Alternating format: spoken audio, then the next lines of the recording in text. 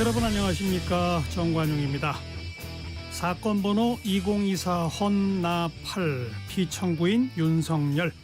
어제 윤석열 대통령에 대한 국회 탄핵 소추안이 의결되면서 헌법재판소가 탄핵 심판 심리에 착수했습니다. 어제 국회에서 탄핵 소추안이 가결됐다는 소식이 전해지자 국회 앞에 모인 시민들 크게 함성을 지르며 기뻐했는데요. 많은 인파가 몰려서 국회의사당역 등이 무정차 통과하자 이 추운 날씨에도 한강 다리를 줄지어 건너 국회 앞으로 모이는 등 우리 대한민국 시민들의 저력을 보여줬죠. 역대 세 번째 대통령 탄핵, 그 어떤 이유에서든 헌정사의 비극일 수밖에 없는데요. 앞으로의 수습책, 우리에게 남은 과제 등등 짚어보는 시간 갖겠습니다. 정관용의 시사본부 12월 15일 일요일 순서 시작합니다.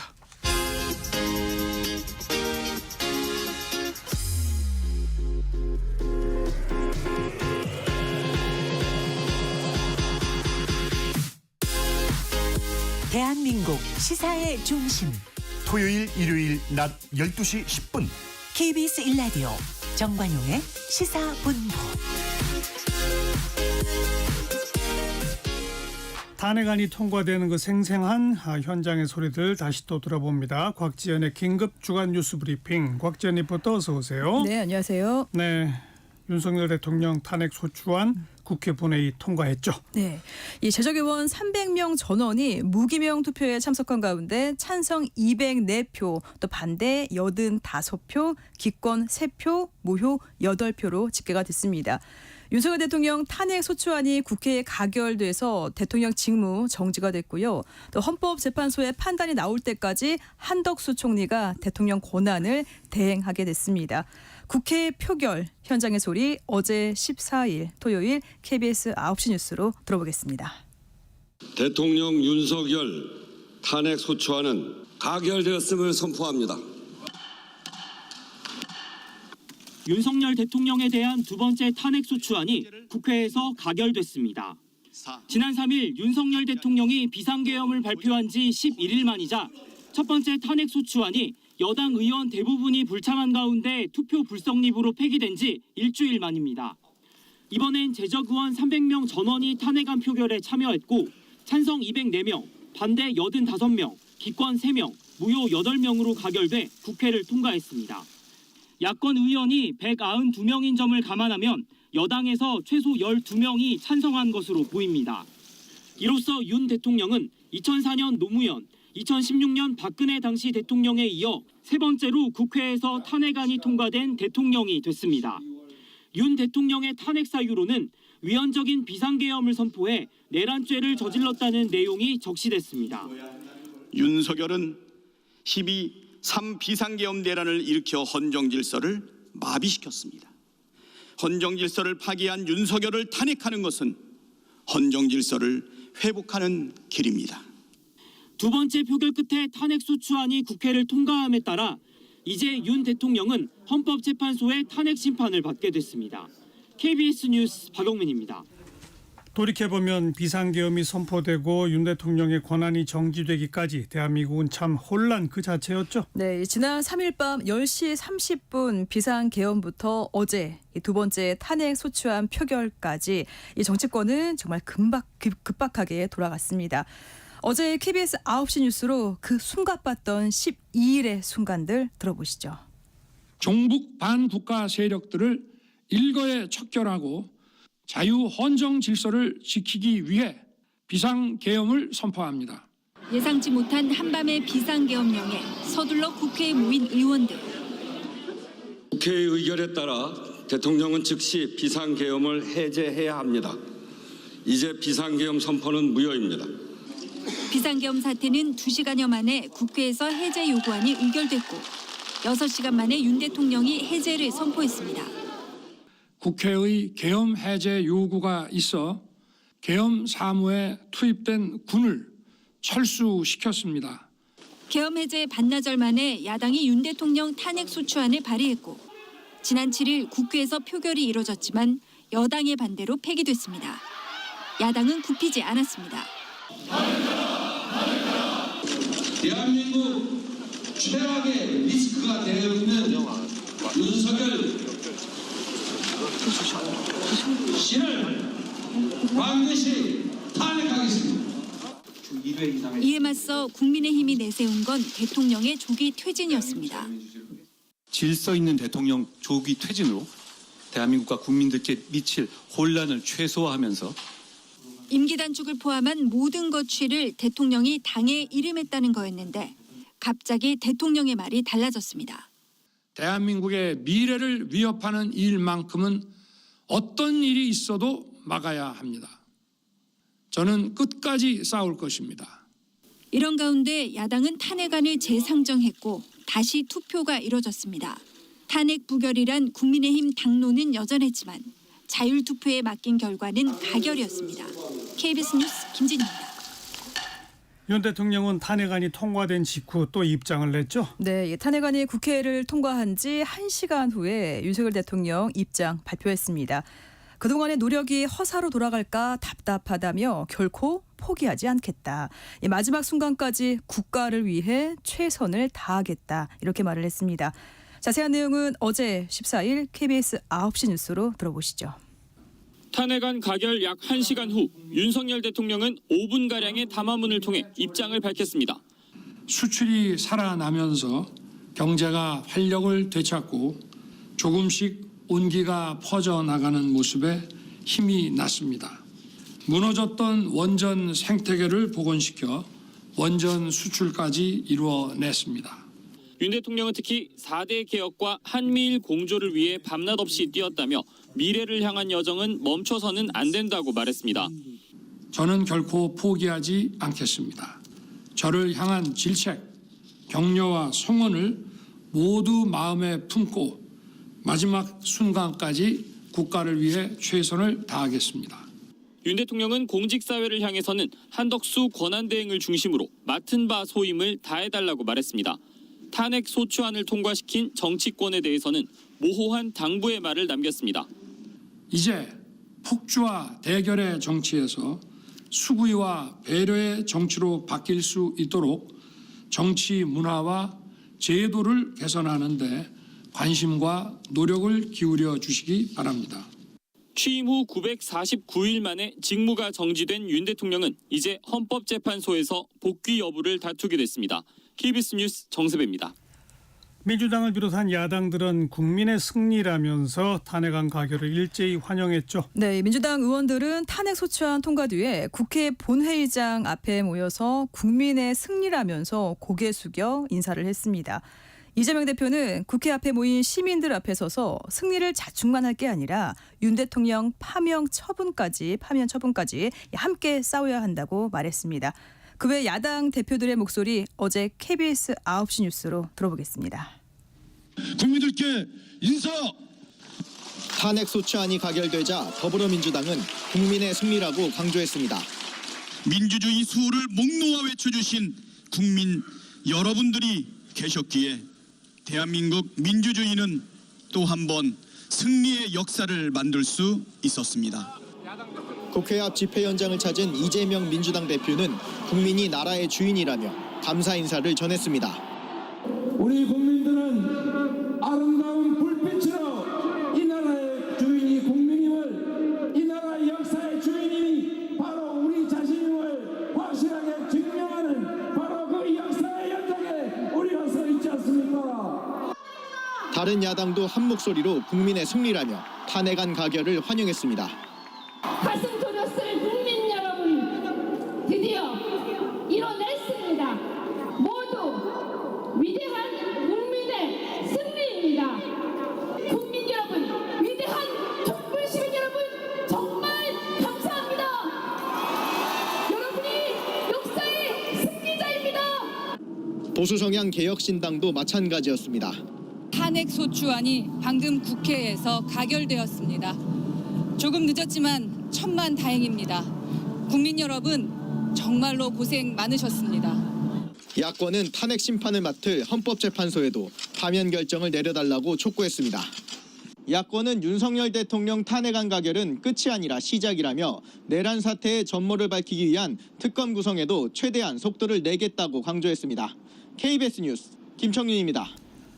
국민의힘 내부 갈등은 탄핵안 가결로 격화되는 분위기죠. 네, 이 탄핵안 가결 직후에 본회의장을 빠져나온 국민의힘 의원들은 곧바로 긴급 의원총회를 총회에 참석했습니다. 적어도 12명이 찬성표를 던져서 탄핵안이 가결됐지만 의원 대다수가 반대한 걸로 확인이 되면서 고성이 오간 걸로 그렇게 알려졌습니다. 한동훈 대표는 당내 친윤계를 중심으로 제기되는 대표 책임론에 대해서는 사퇴는 없다고 일축했습니다. 어제 14일 토요일 KBS 9시 뉴스 이승재 기자의 보도 들어보시죠. 본회의 표결 결과가 나온 뒤 한동훈 대표가 입장을 밝혔는데요. 당 대표직은 유지하겠다는 의사를 밝혔습니다. 직접 들어보시겠습니다. 국민과 함께 잘못을 바로잡고 헌법과 민주주의를 지키겠다는 말씀을 드립니다. 저는 직무를 수행할 것이라는 말씀을 드립니다. 여당 대표로서 책임론에 대해선 상황을 정상적으로 되돌리기 위해 탄핵 가결이 불가피했다면서 자신이 할 일을 다 한 거라고 생각한다고 말했습니다. 국민의힘 비공개 의원총회는 본회의가 끝난 뒤 재개돼서 앞서 탄핵 찬성을 주장한 한동훈 대표 책임론과 함께 당 대표직 사퇴 촉구 목소리가 터져 나온 것으로 전해졌습니다. 최고위원 5명의 사퇴 소식도 이어졌는데요. 장동혁, 김민전, 인요한 최고위원과 진종호 청년 최고위원 등 4명에 이어 조금 전 김재원 최고위원도 사의를 표명했습니다. 한동훈 대표 반응 들어보겠습니다. 저는 사전에는 알지 못했고요. 개인이 또 여러 가지 고민하고 판단하시는 거 아닐까 하고 생각합니다.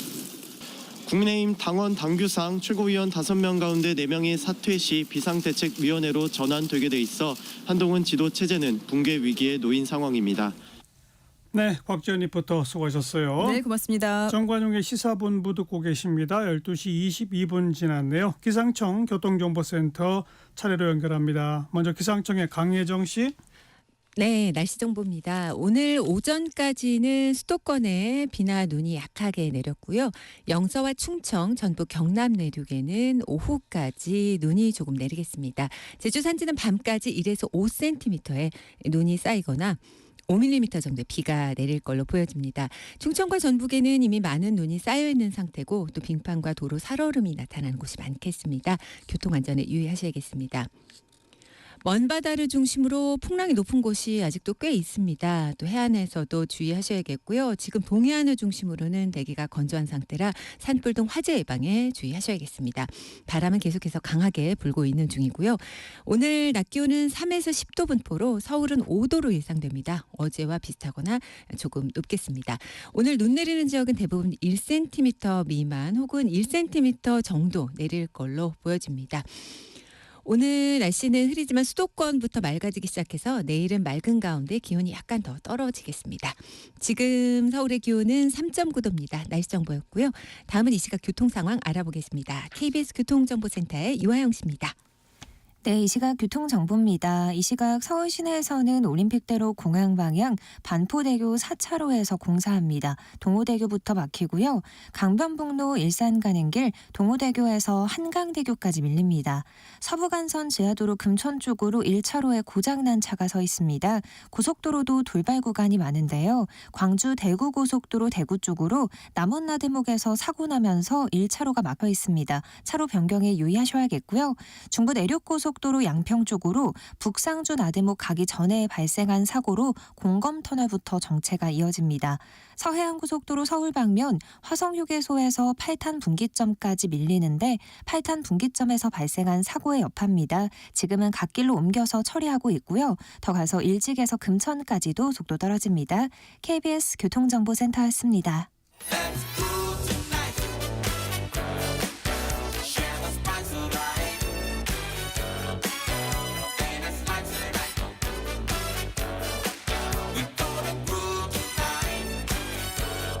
국민MC 정관용. KBS 1라디오 정관용의 시사본부. 들어보면 달라요. 움직이는 세계입니다. 서울신문의 송현서 기자 안녕하세요. 네, 안녕하세요. 어제 탄핵안 가결 외신도 빠르게 소식을 전했죠? 네, 로이터, AFP 통신 등 외신은 이 탄핵소추안이 국회에서 가결된 직후에 곧바로 긴급 기사로 내보냈고요. 표결이 시작되기 전에 회의 표결에는 참여하되 부결 당론은 유지한다는 국민의힘의 입장부터 탄핵안이 본회의에 상정되고 표결에 돌입하는 과정을 실시간 속보로 전했습니다. 미국과 유럽의 유력 매체들은 홈페이지 최상단에 관련 소식을 배치하거나 실시간 상황을 전하는 라이브 코너를 마련하기도 했습니다. 미국 CNN 방송은 탄핵 가결에 대해서 윤 대통령의 도박이 엄청난 역풍을 맞았다면서 아시아의 활기찬 민주주의 국가인 한국의 많은 사람들이 그의 퇴진을 요구하게 만들었다고 보도했습니다. 그러면서 한국의 정치적 불확실성이 앞으로 몇 개월간 더 이어질 것이라고 전망했고요. 월스트리트저널은 조기 대선이 실시가 되면 이재명 더불어민주당 대표가 명확한 선두주자라고 소개하면서도 이 대표가 현재 선거법 위반 혐의 등으로 총 5개의 재판을 받고 있다고 전했습니다. 미국 워싱턴 포스트는 한국은 이제 장기적인 불확실성의 기간에 돌입하게 된다면서 한국의 리더십 공백이 도널드 트럼프 미국 대통령 당선인의 백악관 복귀와 맞불려서 발생한다고 지적하기도 했고요. 가까운 일본과 중국에서도 한국의 소식이 실시간으로 전해졌습니다. 대통령의 직무가 정지됐는데 한국의 이 외교적 상황은 어떻다고 봐야 할까요? 네, 국가별로 조금씩 다른데요. 일단 일본은 윤 대통령 정권이 시작된 이후에 한국과 가장 많이 가까워졌던 국가죠. 게다가 내년이 한일 수교 60주년이어서 한일 양국이 정부적 차원에서도 여러 행사나 정책을 준비하고 있었는데 한일 관계 개선에 앞장서 왔던 윤 대통령이 탄핵 위기에 처하면서 상황이 급변하게 됐다는 평가가 많습니다. 니온 게이자이 신문은 한국의 정국은 혼미한 상황이 이어져서 한일 관계나 대북 대응책을 포함한 외교 안보 정책에도 영향을 줄 수 있다고 진단했고요. 일본 정부는 한일 관계 개선을 주도해왔던 여당이 아니라 야당 대표가 차기 대선에서 유력할 경우에 대해서도 이미 고민을 시작한 것으로 알려지고 있습니다. 네. 중국과의 관계도 현재 좀 애매해진 상황인데요. 윤 대통령이 지난 12일 담화문을 발표하면서 중국인 간첩을 거론했었고 당시에 중국 외교부가 굉장히 강하게 반발을 했거든요. 이런 상황에서 윤 대통령이 이제 탄핵소추안이 가결이 됐고 현재 주중 한국 대사로 임명된 김대기 전 대통령실 비서실장의 부임까지 이 윤 대통령의 직무정지로 늦어지고 있기 때문에 한중 관계도 안개 속으로 보여집니다. 가장 우려되는 부분 중에 하나가 미국과의 관계인데 탄핵 소추안 가결 이후에 미국 쪽 움직임은 어떻습니까? 네, 먼저 현재 중동을 방문 중인 토니 블링컨 미 국무장관은 요르단에서 진행한 기자회견에서 한국 관련된 질문을 받았습니다. 여기서 중요한 건 한국이 민주적 회복력을 보여줬다는 것이고 우리는 한국이 헌법에 명시된 절차를 평화적으로 따르는 것을 봤다. 그래서 한덕수 권한대행과 함께 일할 준비가 되어 있다라고 이야기했습니다. 네. 또 미국은 한국 국민을 강력하게 지지하고 여전히 찰통 같은 한미 동맹도 지지한다고 밝혔는데요. 이날 미국의 첫 선명은 이 현지 시간으로 오전 9시 13분에 나왔습니다. 그러니까 토요일임에도 불구하고 비교적 이른 시간에 나온 것은 그만큼 한국의 상황을 미국도 주시하고 있었다라는 뜻으로 풀이가 되고요. 국내외에서는 미국이 탄핵 소추안 결과를 존중함으로써 윤 대통령에 대한 거리두기 입장을 이어간 것이다라는 평가가 나오고 있습니다. 주미 대사관도 주말임에도 아주 빠르게 움직였다고요? 네, 어제 조현동 주미대사 주재로 긴급회의가 열렸습니다. 윤 대통령 탄핵소추안 가결 이후의 업무 방향이나 트럼프 행정부 관련해서 이제 분야별 현안 등을 점검한 것으로 알려지고 있습니다. 가장 큰 문제는 트럼프 당선인 취임이 불과 30일 앞으로 다가왔다라는 점인데요. 현재 트럼프 당선인이 주한미군 주둔 비용 인상이라든지 보편 관세 부과라든지 북미 대화 재개 같은 한국과 관련된 다양한 정책에서 변화를 예고하고 있는 상황입니다. 그렇죠. 그래서 최대한 이런 부분들이 한국의 이익에 맞게 조정이 되고 또 설득을 하기 위해서는 물밑 협상이라는 게 이미 진작부터 시작이 됐어야 하는데 지금 당장 외교정책 책임자가 없어진 거거든요. 왜냐하면 한덕수 총리와 조태열 외교부 장관은 여전히 자리를 지키고 있긴 하지만 계엄선포 심의 관련된 국회 회의까지 들어갔던 인물들이기 때문에 국무회의에. 윤 대통령은 국무회의에. 그래서 윤 대통령을 대신해서 전면에 나서기는 좀 어려운 상황이고요. 무엇보다도 이 트럼프 당선인이 취임한 이후에 정상회담을 하려는 나라가 정말 줄을 섰습니다. 그렇죠. 그런데 저희는 사실 한국 같은 경우는 줄조차 서지 못하게 생긴 상황이다. 이렇게 예. 보시면 될 것 같습니다. 심지어 취임 후에 첫 전화통화조차 어려운데 이 트럼프 당선인 취임 이후의 정상회담도 전화통화도 결국은 정상 간에 이루어져야 하는 건데 우리는 트럼프 당선인 격에 맞출 사람이 현재 없는 상태라는 게 가장 큰 문제입니다. 네. 앞으로 한미 관계에 대한 이 전문가들의 분석은 어떻게 나옵니까? 네, 일단 미 싱크탱크 전략국제문제연구소의 빅터차 한국석좌는 12일에 온라인 대담에서 현재 상황은 트럼프 2기 행정부 시작과 한미 동맹에 있어서 최악의 시나리오다. 이렇게 평가를 내렸습니다. 그리고 하루 전인 11일에 트럼프 당선인의 전직 참모들을 직접 만났다고 해요. 그런데 이 전직 참모들이 하는 얘기가 트럼프의 이 취임 후 첫 100일이 아니라 취임 후 첫 100시간 내에 한국에 영향을 미칠 수 있는 수많은 일이 나올 것이다. 이렇게 말했다는 겁니다. 아하. 예를 들어서 주한미군이나 아까 말씀드린 관세 그리고 반도체법 이런 것들이 주로 한국의 이익과 직결되는 부분들인데 이런 부분에 대한 새로운 변화가 트럼프 취임 100시간 그러니까 나흘 이내에 나온다는 얘기거든요. 그렇죠. 그리고 특히 관세 부분에 대한 우려가 많은데 이 빅터차 석좌는 트럼프 당선인의 보편관세 공약이나 한국의 대미 무역 흑자를 언급하면서 이런 조합이 거의 확실히 이 10% 이상의 한국에 대한 관세 부과를 의미한다. 그래서 한국이 미국과의 리더십을 회복하기 이전에 분명히 관세가 먼저 부과가 될 것이다. 이렇게 내다보기도 했습니다. 그러면서 지도자 간의 개인적인 유대는 굉장히 중요한 부분인데 한국에서는 지금 이 일을 할 수 있는 사람이 아무도 없다. 그리고 이런 사태가 오래 지속이 될 수 있고 여름이 지나도 계속이 될 수 있고 더 길어질 수 있기 때문에 굉장히 나쁜 시나리오다라고 강조하기도 했습니다. 맞아요. 걱정입니다. 네. 자, 이제 북한인데 북한은 비상계엄 사태 일어난 지 무려 일주일 만에 입장을 내놨죠. 어떤 내용이었었죠? 네, 조선중앙통신이 이번 주에 심각한 통치 위기 그리고 탄핵 위기에 처한 윤석열 괴뢰가 이 불의의 비상계엄령을 선포하고 파쇼 독재의 총괄을 국민에게 서슴없이 내드는 충격적인 사건이 일어나서 괴뢰 한국당을 아비규환으로 만들어놨다. 이렇게 밝혔습니다. 그리고 비상계엄이 선포됐던 지난 3일 그리고 6시간 후에 비상계엄 해제 7일 국회에서 탄핵안이 무효화됐던 소식도 자세히 전했고요. 그러면서 국제사회는 이 한국에서 벌어진 비상계엄 사태, 탄핵 소동에 대해서 한국 사회의 취약성이 드러났고 윤석열의 갑작스러운 계엄령 선포는 절망감의 표현이다. 윤석열의 정치적 생명이 조기에 끝날 수 있다라고 예평하면서 엄정히 주시하고 있다고 덧붙였습니다. 이번 이 비상계엄과 탄핵 국면이 북한에게는 어떤 영향을 미칠까요? 네, 현재 좀 북한이 아무래도 예상보다 좀 늦게 입장을 내놨는데요. 아무래도 이 비상계엄 사태를 북한이 미리 예상하지 못했고 여기에 또 시리아 내전이 종식이 되는 여러 가지 환경들이 이 북한과 러시아를 더 밀착하게 만드는 결과를 가져올 수 있다라는 예측들이 있습니다. 네. 미 싱크테크 스팀슨 센터의 북한 전문가인 마이클 매든이 현지 매체에 이제 기고한 글을 보면 시리아 내전 종식이라든지 그리고 한국의 비상계엄 사태가 북한에게는 이중의 전략적 충격이었을 것이다. 이런 분석을 내놨거든요. 그러니까 이 말이 뭐냐면 그동안 북한이 사실 계속 관영 언론을 통해서 윤 대통령을 비판하는 이 여론에 대해서 쭉 전하다가 비상계엄 사태 이후에는 한 일주일 정도 침묵을 했습니다.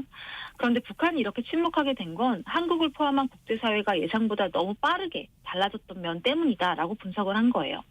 특히 한국의 계엄 사태가 예측의 범위를 완전히 벗어난 이례적인 상황이었기 때문에 북한도 굉장히 조심스럽게 대응할 수밖에 없어서 입장 발표가 늦어졌고 이런 상황에서 러시아가 지원해왔던 시리아 정부군이 반군에 밀리지 않았습니까? 예. 그래서 이걸 계기로 러시아한테 자 러시아 너희도 입지가 좁아지고 있으니 우리랑 손을 잡자.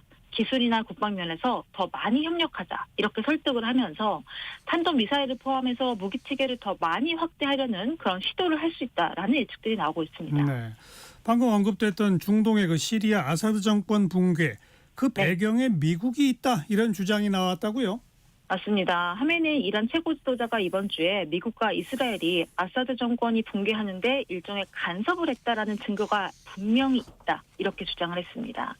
2011년 동안 1년부터 13년 동안 시리아가 내전 상태에 있는 동안 이란은 군사적으로 재정적으로 아사드 정권을 지원해 왔었는데 이번에 반군에게 아사드 정권이 몰락한 이후에 이란이 내놓은 첫 번째 반응입니다.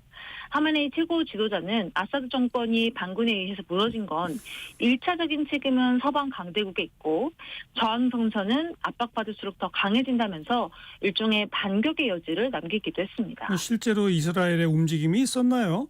네, 이스라엘은 아사드 정권이 몰락한 후에도 시리아 전역의 군사시설에 공습을 퍼부었습니다.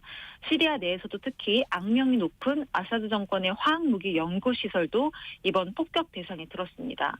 이스라엘군은 이번 공습이 이슬람 극단주의자들이 무기나 군시설을 확보하는 것을 막기 위한 것이다 이렇게 밝혔는데 사실상 이스라엘은 이란과 대립 중에 있죠. 그리고 이번에 이스라엘이 공격한 시리아의 군사시설은 사실상 이란이 지원한 게 상당 부분이기 때문에 이란을 공격한 것이나 마찬가지다. 이런 해석들이 나오고요. 이란과 시리아 정권 모두를 약화시키려는 게 이스라엘의 이번 공습 배경이다라고 추측이 됩니다. 네. 그럼 미국 쪽 입장은 어떻습니까? 네, 현재 시리아 반군은 과도 정부를 수립하기로 했습니다. 미국과 유럽 각국이 반군 정부를 인정하겠다는 뜻도 밝혔고요.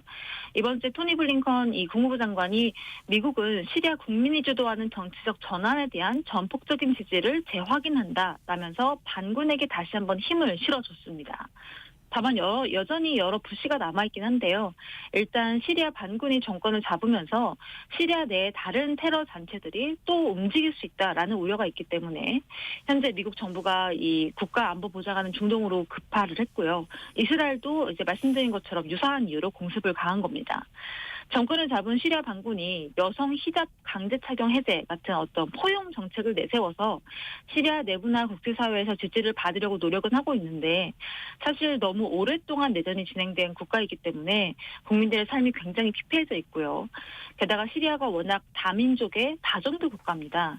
그렇기 때문에 새 정부가 안정적으로 안착할 수 있을지에 대한 의문은 여전히 남아 있습니다. 그 시리아 반군의 과도 정부가 국제적으로 인정받으려면 어떤 과정이 필요합니까? 네, 일단 미국이나 유엔을 통해서 테러 집단 리스트에서 제외가 되어야 합니다. 그래야지 공식적인 이 정부로 인정을 받을 수가 있거든요. 예. 지금 유엔은 일단 반군의 주축 세력인 HTS, 하야트 타흐리트 알샴이라고 부르는데 이 HTS 테러 집단을 이 집단 리스트에서 해제하는 걸 고려하겠다라는 입장입니다. 다만 테러 집단에서 제외가 되려면 그만큼 국제사회에 뭔가 진정성을 보여줘야 한다는 과제가 있어요. 그래서 독일 외무부 대변인도 과거와 거리를 두려는 시리아 반군의 움직임은 향후 민간인과 소수민족 그리고 종교를 어떻게 대하느냐로 평가가 될 것이다. 이렇게 이야기를 했습니다. 지금 비록 반군이 아사드 정권을 축출하긴 했지만 이스라엘이 대대적인 공습을 가하고 있고 그리고 이집트, 요르단, 사우디는 또 이스라엘 침입이라는 게 시리아의 혼란을 이용하고 있는 국제법 위반이다라고 지금 이스라엘을 비난하고 있거든요. 네. 그리고 지금 이 상황에서 튀르키예가 절대 빠질 수가 없는데 아까 말씀드린 것처럼 러시아와 이란은 원래 아사드 정권을 지원해 오다가 최근에 각자의 전쟁 때문에 지원이 소홀해진 상태이고요. 근데 이 상황에서 튀르키예는 10년 넘게 시리아 반군을 지원해온 국가입니다. 그런 반군이 정권을 잡게 되다 보니까 현재 시리아에서 가장 큰 영향력을 발휘하는 국가는 튀르키예가 됐다라는 분석들이 나오는 거고요. 지금 시리아라는 중동 국가 하나에 굉장히 많은 나라들이 관여하고 있고 그만큼 혼란도 가중될 수밖에 없는 상황입니다. 독재자가 사라진 시리아, 이 중동에 앞으로 어떤 영향을 미치게 될까요? 네, 말씀드린 것처럼 HTS가 과연 국제사회에서 새 정부를 인정받을 수 있을까에 대한 의문이 첫 번째고 또 제2의 내전 가능성도 있습니다. 지금 시리아 반군을 주도하고 있는 게 HTS고 그밖에 뭐 튀르키예가 지원하는 그리고 쿠르드족으로 구성되어 있는 혹은 미국의 지원을 받는 다양한 반군들이 존재하고 있거든요. 그래서 아사드 정권을 몰아내는 과정에서 연대는 했는데 이후에 정부 수립 과정에서 권력 투쟁을 벌이면서 뭐 새로운 내전이 발발할 가능성은 배제할 수가 없습니다. 그리고 중동 전체로 봤을 때 현재 혼란을 틈타서 이스라엘과 튀르키예가 세력 확장을 이미 시도를 하고 있죠. 그리고 여기에 취임을 앞둔 트럼프 당선인이 이란 세력 약화를 위해서 지금 세력이 약화되어 있는 이런 틈을 타서 이란 핵시설을 예방적 공습하는 방안을 검토 중이라는 보도까지 나오고 있는 상황입니다. 어수선하네요. 네. 어쨌든 시리아 2차 내전으로만 좀 안 갔으면 좋겠습니다. 맞습니다. 네. 서울신문의 송현석 기자 고맙습니다. 감사합니다. 팩트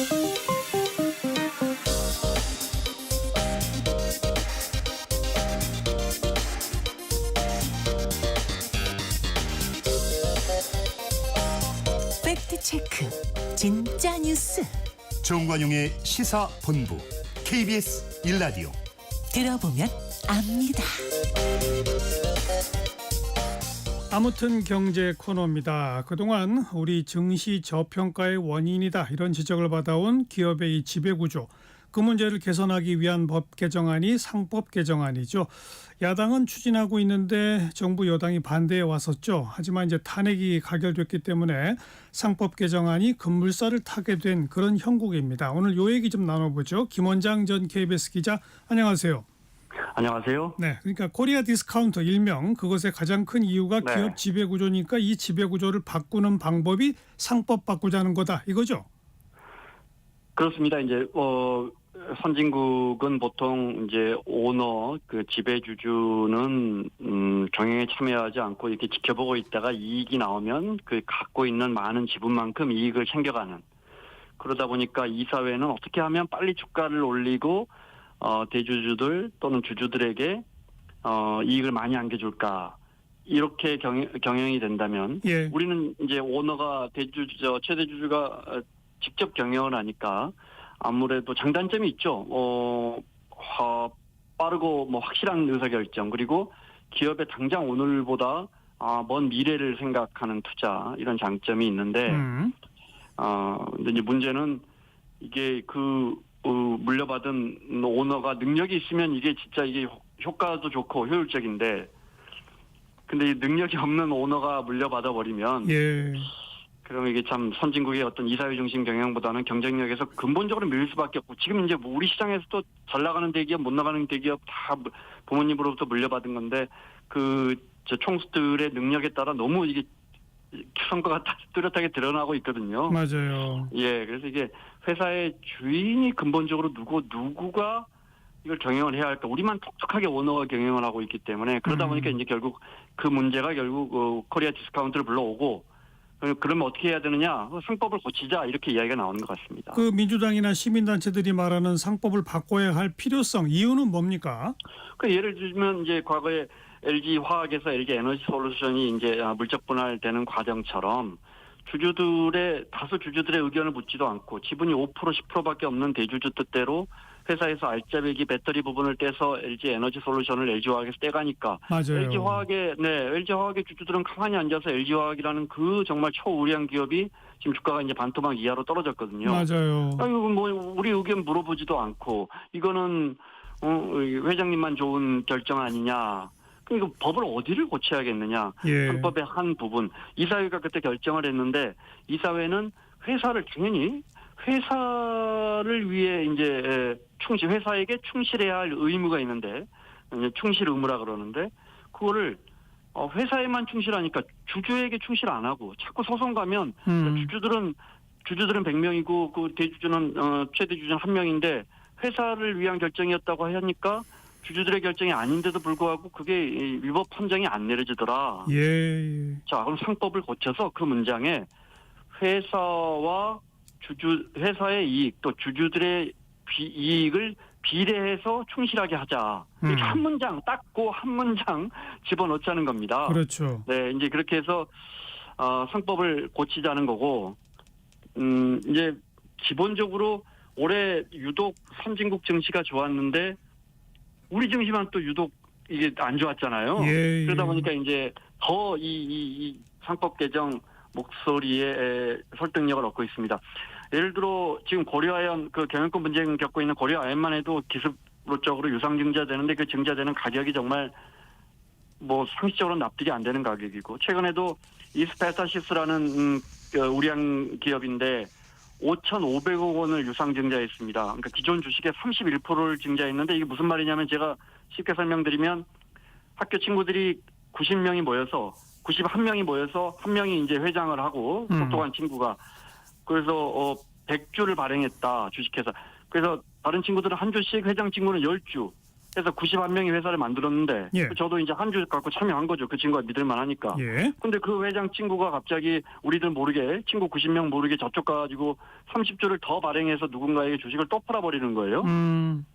그리고 남아있는 90명의 친구들은 이거 뭐냐, 이거 이사회가 어떤 결정을 한 거냐 가서 보면 이사회는 다 회장 친구의 그 가까운 사람들이니까 그러니까 이 구조를 바꿔보자는 거죠. 네. 그래서 이사가 회사에 충실해야 한다뿐 아니라 회사와 주주에게 충실해야 한다라고 하면 네. 적어도 아까 예로 드신 LG화학에서 LG에너지솔루션을 이제 분할해 버릴 때 적어도 주주한테도 에너지솔루션의 주식을 어느 정도 준다든지 뭐 이런 조항을 그렇습니다. 그런 걸 네. 포함시키지 않으면 이제 처벌받는 거죠.